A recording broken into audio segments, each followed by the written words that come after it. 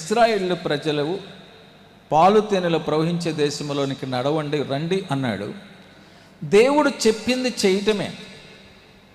విశ్వాసులుగా మనం ఎలా ఉండాలి అంటే, అది ఎర్ర సముద్రం అడ్డుగా ఉంది, యోర్దాను నది అడ్డగా ఉంది, మనకు వెళ్ళటానికి కుదరదు, వాళ్ళు ఆటంకిస్తారు, వీళ్ళు ఆటంకిస్తారు, ఇవన్నీ సాకులు చెప్పకూడదు.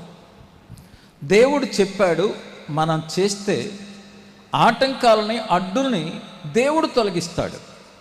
అది మన పని కాదు, దేవుడు చెప్పింది మనం చెయ్యాలి. సాతాను మన జీవితాల్లో అడుగడుగునో ఆటంకపరుస్తూ ఉంటాడు.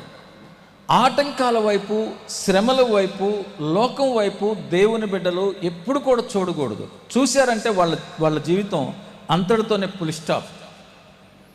చూడకూడదు. దేవుడు చెప్పాడు, మనం చేయటం అంతే. దేవుని బిడ్డలు